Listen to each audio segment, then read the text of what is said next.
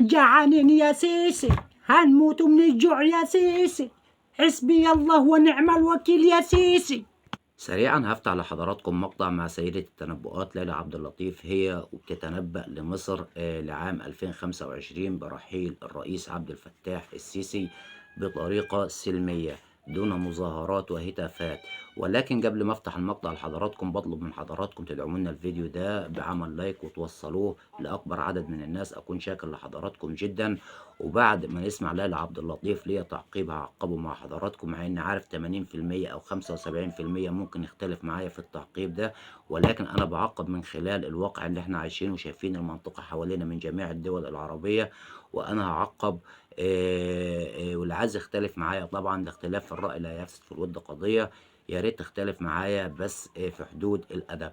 ويلا بينا هنشاهد ليلى عبد اللطيف وهنرجع تاني مع بعضنا، ويلا بينا. أرى ثورة جديدة في مصر في 25 يناير يعني 2025 نفس تاريخ الثورة عام 2011. سيخرج الملايين من المصريين للاحتفال بهذه الذكرى، فيتحول الاحتفال إلى ثورة جديدة.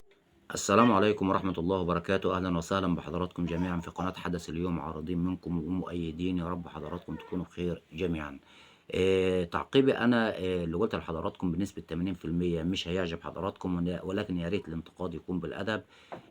طبعا سيدة التنبؤات ليلى عبد اللطيف زي ما سمعتوا حضراتكم رحيل الرئيس عبد الفتاح السيسي في 2025، وعامة كذبوا المنجمون ولا صدقوا، ولكن ده مش موضوعنا. موضوعنا هنا بيتكلم إن في تعليقات كتيرة جدا، آلافات من التعليقات تحت فيديو ليلى عبد اللطيف. قرأتها أنا بنفسي.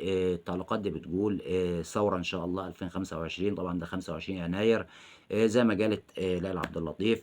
الناس طبعا مبسوطة جدا إن الرئيس عبد الفتاح السيسي هيرحل.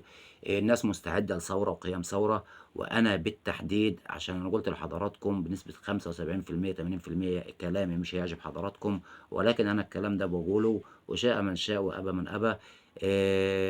أتمنى من الله سبحانه وتعالى إن الرئيس عبد الفتاح السيسي، خاصة في الفترة اللي احنا فيها شايفين كل الدول العربية بتمر بأزمات سيئة جدا وحروب أهلية وحروب ضد الكيان، إنه يكون متواجد. يكفي وجود الرئيس عبد الفتاح السيسي ووجود الجيش المصري العريق إن بلدنا في أمن وفي أمان. وإذا كانت مشكلتنا أو مشكلة 70% من الناس، وعارف 70% ده عدد كبير جدا، هو الجوع والعطش وارتفاع الأسعار، فدي مشكلة لا تعادل 1% من مشاكل الدول العربية الأخرى.